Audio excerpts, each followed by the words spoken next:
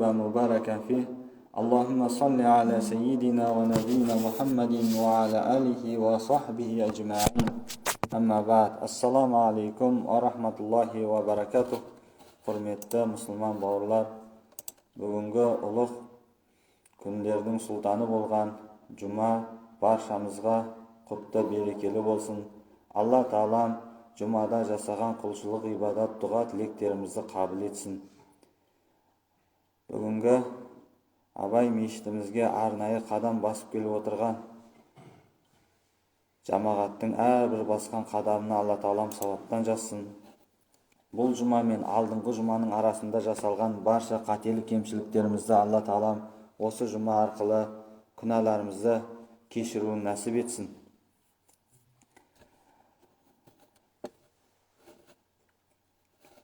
Міне жұмамыздың алғашқы уақыттарын Алла Тағаланың адамзаттың ардақтысы болған сүйікті пайғамбарымыз Мұхаммед Мұстафа саллаллаху алейхи уассаламға ең алғашқы түсірген Құранның 5 аятынан бастадық. Яғни білесіздер, пайғамбарымыз Мұхаммед, оған Алланың салауаты мен сәлем болсын, саллаллаху алейхи уассаламға ең алғаш Алақ сүресінің 5 аяты түсіп еді. Нұр тауының Хира атты үңгірінде 5 аят түсіп еді. Мағынасы: оқы, сені жаратқан Раббыңның атыменен оқы. Ол адамды ұйыған қаннан жаратқан. Оқы, Раббың аса ардақты, ол қаламмен хат жазуды үйретті. Адамға білмеген нәрселерін білгізді деп оқуға бұйырған Алақ сүресінің алғашқы 1-ден бастап 5 аяттарын оқыдық. Яғни байқағаныңыздай, бүгін жұмамыздың тақырыбы білімге байланысты болмақ. Қазақстан мұсылмандар діни басқармасының жолдауындағы бүгінгі жұмамыздың тақырыбы осы білім төңірегінде болмақ, білімнің артықшылығы. Жасырын емес, соңғы уақыттарда осы асыл дініміз, хақ дініміз, ислам дініне жаңағы әртүрлі сыни көзқарастар көбейіп баруда. Соның ішінде бірден бір жаласы, ислам бұл артқы ескі дін, білімсіздікке, жаңағындай не айтады, қиссаларға құрылған дін, ертегілер айтатын дін деп айтатын дін дұшпандарының сындарын естіп жүрміз. Шындығында да солай ма? Ақиқат қалай? Бірақ та дегенмен солай болғанменен, ислам діні ең әуелі білесіздер, ең алғашқы бұйрық оқы деген бұйрықпен келді. Яғни білім бірінші орында тұрады. Себебі білімсіздік жасалған ғибадат ол Құдай Тағаланың алдында дұрыс емес. Ең алғашқы бұйрықтың өзі оқы деу бұл бекерден бекер емес. Және де ол оқу қандай болу керек екен? Жаратқан Раббымыздың атымен болу керек. Мынау ұлт ағартушысы болған Ыбырай атамыздың да балаларға арнаған өлең жолдарында да бір Құдайға сыйынып, кел балалар оқылық деп айтып еді.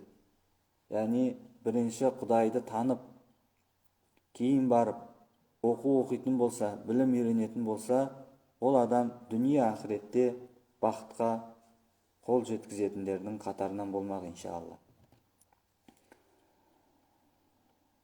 Бұл аяттардан оқу, білім алу дініміздің ең басты талаптарының бірі екенін ұғынамыз. Алла елшісі, оған Алланың салауаты мен сәлем болсын, өмірінің әрбір сәтінде сахабаларын оқып білуге, білгенімен амал етіп өзгелерді де үйретуге шақырған.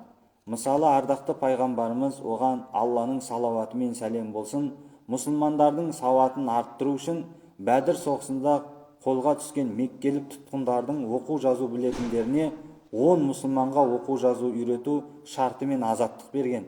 Пайғамбар мешітінің шетінен қоныс аударып келген жағдайы жоқ сахабаларға арнайы жай әзірлеп, мешітке жинап, іліммен шұғылдануға жұмылдырған. Хадис шарифте талабул илм фаридатан аля кулли муслимин деген. Яғни мағынасы білімді талап ету, яғни білім іздену, білім алу әрбір мұсылманға парыз деп айтқан. Міне осындай жоғарыдағы аяттан, пайғамбарымыздың осындай хадистерінен түсінетініміз, ислам діні білімге ешқашан қарсы емес. Керісінше білімді парыз еткен, білім алуды. Және де бұл жерде пайғамбарымыз саллаллаху алейхи уассаламның хадисіндегі білім алыңдар деген мағынасында тек қана ислами ілім емес, жалпы дүние ақыретке пайдасы бар әрбір пайдалы ілімдер осы хадистің төңірегінде саяды деп ғалымдарымыз түсіндірме берген. Яғни білім алу дегенде тек ислами шариғи іліммен шектеу емес, кез келген адамға пайдасы тиер, дүние ақыретте пайдасы бар ілімді үйрену әрбір момын мұсылманға парыз болып есептеледі екен. Бұл хадисті, яғни білімді талап ету әрбір мұсылманға парыз деген хадисті имам Ибн Мәжә риуаят еткен екен. Алла елшісінің саллаллаху алейхи уассаламның осындай тәлімін көрген саңлақ сахабалар білімнің маңызын ерекше бағалап, оны бәрінен артық қоя білді. Бір күні атақты сахаба Ибн Аббасқа, оған Алланың разылығы болсын, Басра қаласынан арнайы келген бір жолаушы, дүние артық па, әлде білім артық па деп сұрады. Сонда Ибн Аббас, оған Алла разы болсын, білім артық деп жауап береді. Әлгі адам, оны қалай дәлелдейсің дегенде, Ибн Аббас, дүние перғауындардың мирасы, ал білім пайғамбарлардың мирасы. Дүниені Алла Тағала кез келген құлына береді, білімді тек сүйген құлына ғана береді дейді. Дүниені жұмсасаң таусылып қалады, ал білімді қанша жұмсасаң да таусылмайды, керісінше арта түседі. Дүние жинаған адам білімді қанша жұмсасаң, қияметте қайдан алып қалай жұмсағаны жайлы сұралады. Бірақ білімді адам қияметте білім алған үшін де, оны жұмсаған үшін де мол сауапқа келеді деп жауап берген екен. Ата-бабаларымызда мақал мәтелдерде білімдіге дүние жарық, білімсіздің күні қарып, 7 жұрттың тілін біл, 7 түрлі білім біл. Білегі күшті бірді жығады, білімді күшті мыңды жығады деп білім алудың артықшылықтары жөнінде өте көп айтқан. Білім алуға ықылас қойып, оған амал етуге көздеген адам мынандай амалдарға мән беруі қажет дейді. Яғни бірінші әрдайым ізденісте болу керек екен мұсылман. Білім қымбат қазына, қанағат тұтпа азына деп айтқандай, адам баласы алған білімні қанағат тұтып, тоқтап қалмай, өмір бақи ізденіп, даму үстінде болу қажет. Сол себепті бұрынғы өткен даналардан 2 адам тоймайды. Бірі дүние іздеген адам, ал екіншісі білім іздеген адам дейді. Байқағанымыздай, бұл білім алу сонау дүние есігін шыр етіп ашып келгеннен білім алу былай деп келеді ғой өзі. Не дейді? Тал бесіктен жаңағы қалай дейді? Қабірге шейін дейді ғой негізі. Қабірге шейін білім іздену дейді. Яғни туылғалы және өлгеліге шейін адам білімді ізденуде тоқтамау керек екен дейді. Себебі бір біліммен шектеліп қалған ол дұрыс емес дейді. Мынау Жүсіпбек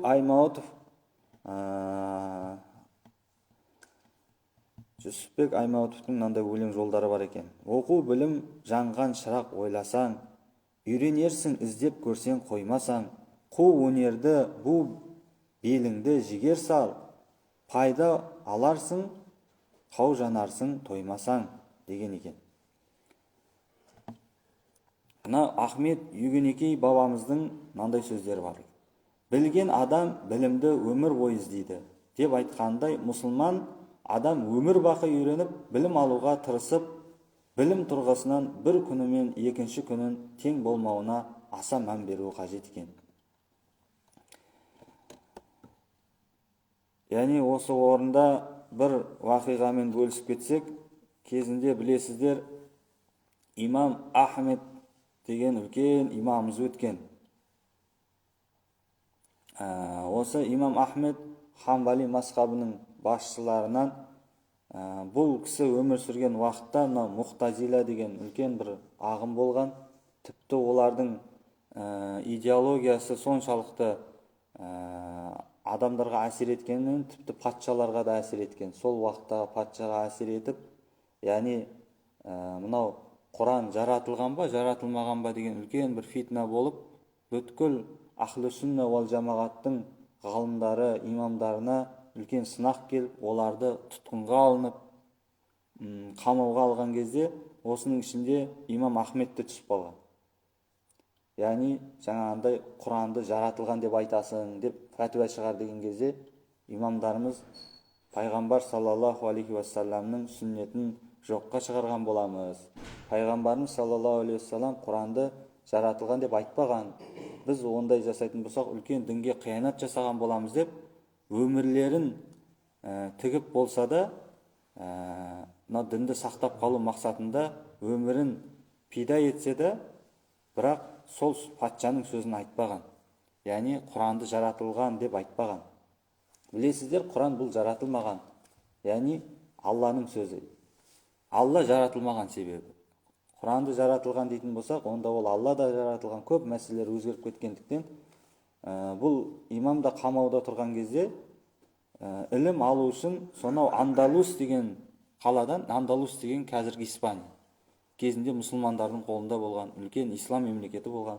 Сол жерден Шейх ал-Андалусу деп аталып кеткен Бақи ибн Махлат атты ғалым болған. Бұл кісі ғалым болуының себебі өмірінің 34 жылын білім алу үшін сапарда өткізген екен. Сол уақытта Андалусиядан Бағдатқа сапар шегеді. Екі жердің арасы шамамен 6000 шақырым екен. Жаяу жүрген екен. Сонда барып имам Ахмедке барып жолығуды қалаған, бірақ имам Ахмедтің сол қамалып қалған кезі екен. Сол кезде үй қамағын алып қойған ол кісіні. Үй қамағын алғанда сыртқа шықпайсың, ешкімге уағыз айтпайсың, насихат жүргізбейсің деп қамап қойған. Сонда барып ол кісінің хал жағдайын сұрап болғаннан кейін, ілім алуға келдім, қай жерден келдің деп сұраған кезде, сен бәлкім Тарбалустан келген боларсың деп айтқан кезде, жоқ, одан да алыс жерден келдім дейді. Имам Ахмед оның ілімге құштарлығына разы болып, мен саған қуана білім берер едім, бірақ өкінішке орай мынау жағдай келмейді оған білім беруге. Қазір патшаның үкімі бойынша мен білім бере алмаймын, білім беруде мен тосып қойды деген екен. Сонда әлгі ғалым кісі айтқан екен, онда мен сізге үйіңізге бір қайыршы сияқты болып келейін, қайыр сұрап келейін, сіз маған бір тілім нан беріңіз, бір тілім нан беріп атқан кезде бір хадис айтыңыз, мен соны жаттап алайын деп, күнде сондай қайыршы болып имам Ахмедтің үйіне келеді екен, қайыршы сынды болып. Соншалықты білімге деген құштарлығы, имамнан хадис жаттау, хадис үйрену білімменен, ниетіменен солай ілім алған екен.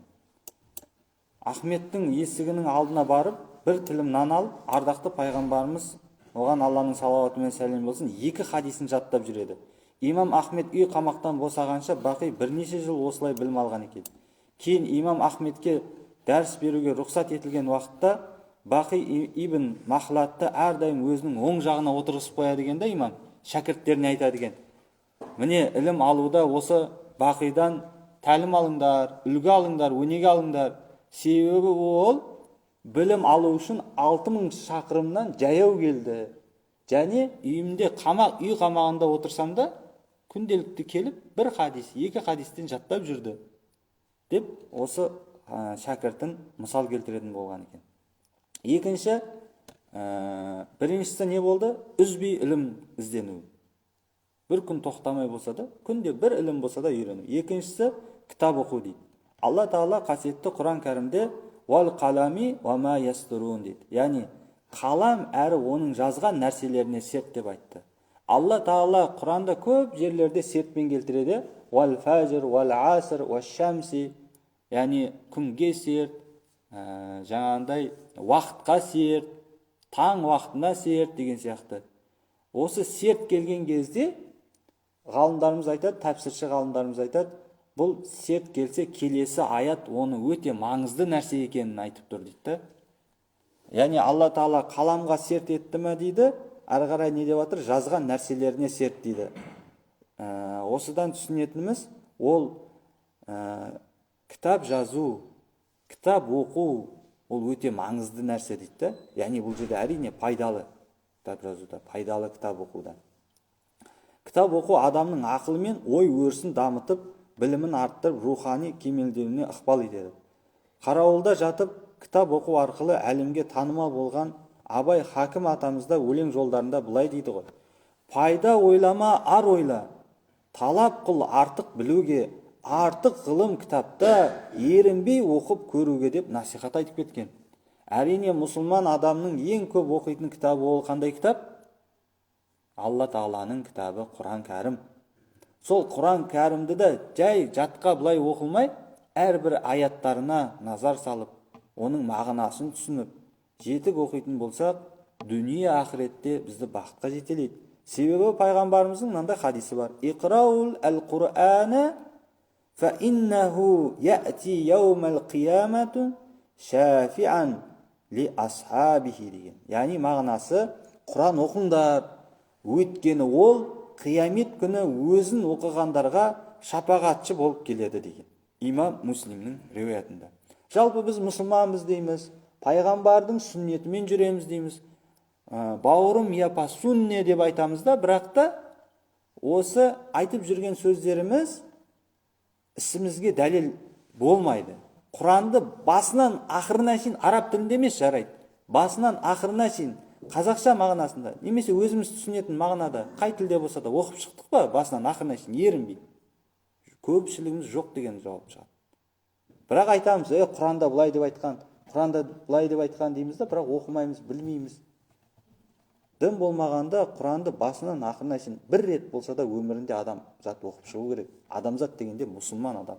Мұсылманмын дегеннен қалайша біз Раббымыздың сөзін оқымаймыз?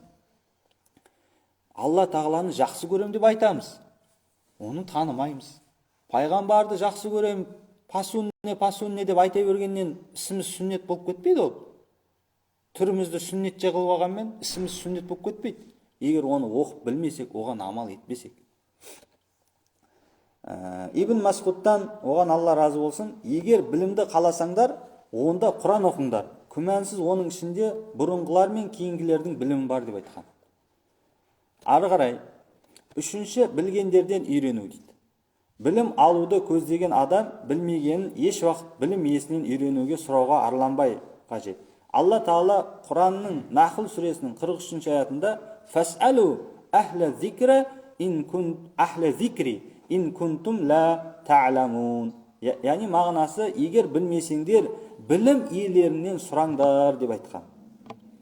Яғни мұсылман адам, жалпы адамзат білім үйренуде білім иелерінен барып сұрау керек екенді. Яғни ұстаздардан, ғалымдардан, білетін адамдардан, кез келген мәселеде. Яғни әрбір нәрседе өзінің маманынан сұрау керек болады. Мысалға сізге тісіңіз ауыра ма, тіс дәрігерінің маманынан сұрауыңыз керек кеңесті. Кез келген көшеден бір кісіден сұрау, ойбай тісім ауырып жатыр, қандай дәрі ішу керек? Сен қандай дәрі ішіп жазылдың деп емес, керісінше тіс дәрігеріне бару керек. Дәл сол сияқты құрылыс жасайсыз ба? Әй көрші, сен құрылысты қалай істедің? Маған айт демей, құрылыс маманынан барып сұрау керек деген сияқты. Дәл сол сияқты діни мәселеде болсын, әсіресе осы діни мәселе, ол дүние мәселесінде жарайды, егер қате болып қалса өзгертсең болады, түзелесең болады. Бірақ ақыреттік мәселеде, діни мәселеде бір нәрсені істеп қойдың ба, оны өзгертуге болмайды, ол бол жазылып кетті кітапқа. Енді оны бірақ қияметте бірақ көресің, дұрыс болған, қате болған. Сондықтан діни мәселені діни мамандардан, мешіттегі имам ұстаздардан сұраған дұрыс болады. Намаздың парызы қалай болады, сүннеті қалай болады деген сияқты. Жаназаны көбісі білмейді мысалға. Қайтқан адамды кебіндеуді білмейді мысалға. Қайтқан адамды жуындыруды білмейді. Ойбай молдеке дей береді. Негізі қайтқан адамды өзінің ең жақын туыстары жуындыру керек, кебіндеу керек, себебі ол үлкен аманат, бауырың себебі. Қайтқан адамның кемшілігін басқа бөтен адамдарға көруге болмайды. Ол аманат болады. аманатқа қиянат жасаған болады егер ол адам көріп басқаларға айтатын болса, мысалға пәленшенің мынандай кемшілігі бар екен деген сияқты. Сондықтан да осы нәрсені әрбір момын мұсылман өзі біліп жүру керек. Білмесе, білім иелерінен барып, Алла Тағала айтып отыр, білмесеңдер білім иелерінен барып сұраңдар деп жатыр. Пайғамбарымыз айтады, саллаллаху алейхи вассалам, екі адам білімнен махрұм қалады дейді. Бірінші, білмегенін сұраудан ұялған ұялшақ адам дейді. Екіншісі, білмегенін мен осыдан енді сұрайын ба деп тәкаппарланған адам дейді. Яғни тәкаппарланған адам білім ала алмайды дейді. Енді әрі қарай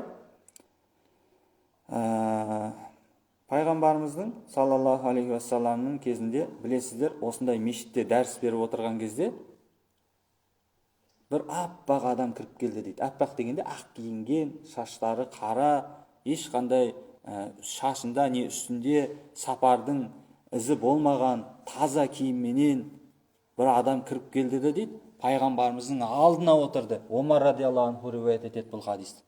Тіпті дейді, тізесі тізесіне тиді дейді. Және сұрады дейді пайғамбарымыздан. Ол пайғамбарымыздың тізелеріне тигізіп қарсы отырды да екі қолын сандарына қойды деп айтылған. Яғни білесіздер, бұл Жәбірейіл періште жайында айтылып отыр. Жәбірейіл періште келіп, сол жерде отырған мұсылмандарға негізі сабақ үйретіп кеткен. Алла туралы үйретіп кеткен. Пайғамбар қиямет туралы үйретіп кеткен.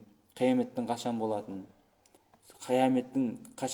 ешкім, Алладан басқа ешкім білмейтінін үйретіп кеткен. Иман туралы үйретіп кеткен, ислам туралы үйретіп кеткен да. Кейін пайғамбарымыз не дейді? Ол келген Жәбірейіл періште еді, сендерге діндеріңді үйретіп кетті дейді. Яғни осы жерден алатын хадистен көп алатын сабақтар бар. Соның бірі, білімге адам өзі келу керек енді. Білім оған бармайды. Яғни білімге өзі келеді, кейін келгенде де қандай? Алдына отыру керек екен. Күнде айтам, әр жұмада айтамыз ғой, алдыңғы қатарға отырыңыздар, Алла разы болсын деген сияқты. Алдыңғы жақтың сауабы көбірек болады. Оның үстіне осы білім алушыларға да, міне студенттер бар арамызда, оқушылар бар. Алдыңғы парталарда отырғанды біздерге ұстаздарымыз насихат ететін. Алдыңғы жақтан отырыңдар. Себебі анау хадисте көрдіңіздер ғой, Жәбірейіл періште болса да білімді үйрету үшін, білімді үйрену үшін пайғамбарымыздың ең алдына келді да, жақында, тіпті тізесіне тиді дейді. Сондай екен да, ол да үлкен хикметтер бар. Абай атамыздың да мынандай өлең жолдарында шумақтар келеді екен. Болмасаң да ұқсап бақ, бір ғалымды көрсеңіз, ондай болу қайда деп айтпа, ғылым сүйсеңіз деп айтқанда. Яғни пәленше бір ұстаздарды айта береміз, имеке неге оларды айта бересіз, олар деген мықты болғанға біз ондай болу қайда бізге деген нәрсе айтпа деп жатыр да. Болмасаң да ұқсап бақ дейді. Қолыңнан келгенше, шаман келгенше, шама шарқың жеткенше соған әрекет ет деп жатыр да. Бір нәрсе болса да үйренуге. Әрі қарай мынау жұмада Кахф сүресін оқимыз ғой, сол жерде бір аят келеді. Қазақша мағынасында былай: екі теңіздің қосылған жеріне дейін тоқтамаймын, немесе жүріспен жылдар өткіземін дейді. Яғни бұл жерде Муса алейхиссаламның уақиғасы, қиссасы келіп тұр. Муса алейхиссалам білесіздер, Муса алейхиссаламға қауым сұрайды да: "Уа Муса пайғамбар, айтыңызшы, әлемде кім білімді адамдардың арасынан?" деген кезде былай ойланып тұрып айтады екен да: "Менмін" дейді екен да. Неге менмін деп айтады? Себебі ол Аллаға сеніп тұр. Ол жерде тәкаппарлық емес. Кез келген басқа елде адам жоқ одан басқа Құдаймен тікелей сөйлесе алатын. Алламен тікелей сөйлесе алатын Муса алейхиссалам. Ол сонда соған сеніп айта салды, мен деп айтты да. Яғни кез келген нәрсе болса Алладан сұрайын, айтып береді деген сияқты. Алла бәрінен білгіш қой. Сөйтіп айтқан кезде Алла Тағала танбих деген ескерту беріп айтты: "Иншаалла" деп айтты деді. Алла біледі, Алла қаласа деп айтты деді. Сөйтті да, онда маған үйрет, Алла Тағала, менен де білімді адам бар ма деген кезде не деді? Сен тоқтамай, екі теңіз қосылған жеріне дейін тоқтамай жүресің, немесе жылдар өткізесің деп сапарға жіберді, ұзақ сапарға. Біраз жүрген. Не үшін? Сол білімді адамды көріп, сол білімді адамның білімін алу үшін. Сол жерде білесіздер, енді әртүрлі риуаяттар бар. Бір пайғамбармен кездесті дейді, бір риуаятта әулие адам еді дейді ол. Енді бір Алла біледі, қандай болса да риуаяттарда Қыдыр алейхиссалам деп айтады. Бірақ ол жерде маңыздысы не? Білім үйрену үшін жылдар өткізген екен, тоқтамай жүрген екен. Білім үйрену үшін. Енді ары қарай төртінші, алған білімді өзгелерге үйрету дейді. Құр білімді алай бермей, оны басқаларға үйрету. Себебі пайғамбарымыз не деді? Хайрукум ман таалламал Құр'ана ва алламаху дейді. Яғни сендердің ең жақсыларың Құранды әуелі өзі дұрыстап үйреніп алу керек, жақсылап үйреніп алу керек. Кейін бар оны өзгелерге үйрету керек. Өткенде бір шәкірт келіп отыр мешітке. Қасында бір досы бар. Мынау менің ұстазым дейді, маған айтады. Не, қандай ұстаз? Маған Құран үйретеді дейді. Ой, бәрекелді, мынау жақсы екен ғой дедім. Ал енді маған Құран оқып берші дедім жаңа. Ұстаз деп жатқан ұстазға.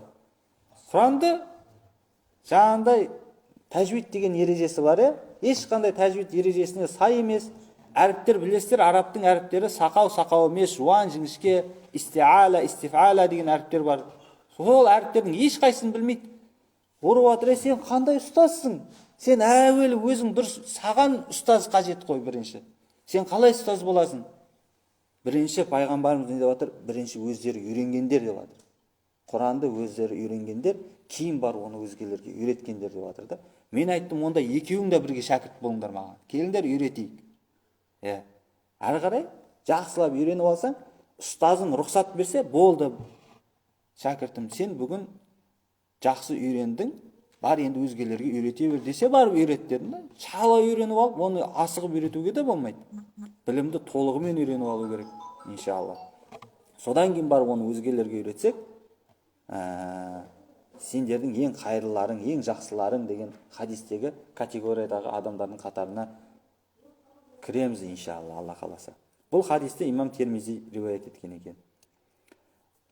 Имам Абу Ханифа, білесіздер, біздің мазхаб басымыз, имамымыз, ұстазымыз, өзінің шәкірті Абу Юсуфқа 10 жылдап кәсіпсіз, азықсыз ғұмыр кессең де, білімнен сырт айналып кетпе. Білімнен сырт айналсаң, өміріңнің, тұрмысыңның ауыртпалығы арта түседі. Білімге деген қызығушылықты арттыру үшін әрбір шәкіртті балаңдай көріп, білім беруге күш сал. Алған білімнің дүниеде және ақыретте қызығын көремін десең, жақсылықтан қол үзбе. Талабың таудай болсын. Себебі талабы кішірейген адамның мәртебесі де төмендей береді деп айтқан. Осы жерде бір ұстазымыздың бір өсиеті бар еді. Бір білім үйренуге кіріскен кезде сен дейді айға шығам деп мақсат қой дейді. Айға шығам деп мақсат қойсаң, дым болмағанда бір биік тауға шығасың дейді. Яғни оны айтқаны, маған осы да болады, осы дүнге шықсам болды, бір төбеге шықсам болды деп айтпа дейді. Ондай қылсаң, яғни талапты төмен қойсаң, сен оның да төменіне жете алмайсың дейді. Жоғары қой дейді талапты. Яғни айтты да біздерге, мынау ең бірінші алғаш оқитын кітабымыз бар, араб тілін үйренгеннен кейін Мабдал қирағат деген кітап бар. Медреселерде оқылады. Сол 3 кітаптан тұрады. 1, 2, 3. Соны айтады да, осы бір амалда бит оқып үйреніп алсам болды деме дейді. Мен үшеуін бітіремін де, әрі қарай харекетсіз кітаптарды оқуға үйренуім керекпін деп қойсаң, дым болмағанда бір екеуін бітіресің дейді. Мақсатты жоғарыға қою керек. Енді пайғамбарымыздың мынандай хадисі бар екен. Адам дүниеден өткен кезде амалдар тоқтап қалады дейді. Сол амалдардың үзілмей, тоқтамай барып тұратын бір амалдың бірі, ол пайдалы ілім қалдырса артына дейді. Пайдалы ілім қалдыру үшін адам бірінші не істеу керек? Ілім алу керек қой бірінші. Сол ілім алғаннан кейін ол пайдалы ілім қалдыр. Ілім алмай адам пайдалы ілім қалдыра алмайды. Ал қадірменді жамағат, енді түсінгендей, бұл уағыздан алатын сабағымыз қандай? 3 деңгейден тұрады екен білім алуда. Ең бірінші, адам білімді тоқтамай алу керек екен. Әрдайым ізденісте болу керек екен. Мынау тал бесіктен қабірге шейін ілімді алуда тоқтамау керек екен. Одан кейін екіншісі, ілімді неден алу керек екен? Кітаптан алу керек екен. Қандай кітаптан? Пайдалы кітаптан. Және үшіншісі, не дейді? Білімді тек қана адам өзі оқымай, кімнен? Ұстаздан. Ұстаз болғанда да қандай адамнан? Өзінің нақты маманынан үйрену керек екен. Құранда Алла Тағала айтқандай, не деді? Фас'алу ахла зикри ин кунтум ла та'ламун. Білмесеңдер, білім иелерінен сұраңдар деді. Мінекей құрметті жамағат, бұл ислам дінімізде түсінгенде ең алғашқы уақи, ең алғашқы бұйрық немен басталды? Оқы, сені жаратқан Раббыңның атымен оқы деді. Яғни Алланы тану арқылы, білім алу арқылы адамның дәрежесі көтеріледі деген құрметті жамағат. Мінекей мұхтарам, қадірменді жамағат, білім иесінің екі дүниеде де дәрежесі жоғары болмақ. Алла Тағала қасиетті Құран кәрімнің Мүжәдәлә сүресінде «Ярфаиллаху аллазина аману минкум валлазина утул илма даражат валлаху бима та'малуна хабир». Садақаллахул азим. Яғни мағынасы, Алла Тағала сендерден иман келтіргендер мен ғылым берілгендердің дәрежесін жоғарылатады. Алла сендердің істегендеріңнен хабардар деп айтқан. Ахир дауана анилхамдулиллахи раббил аламин. Алла Тағалам қасиетті жұма күнгі дұға тілектерімізді қабыл етіп, халқымызға амандық, жұртымызға тыныштық бергей иншалла.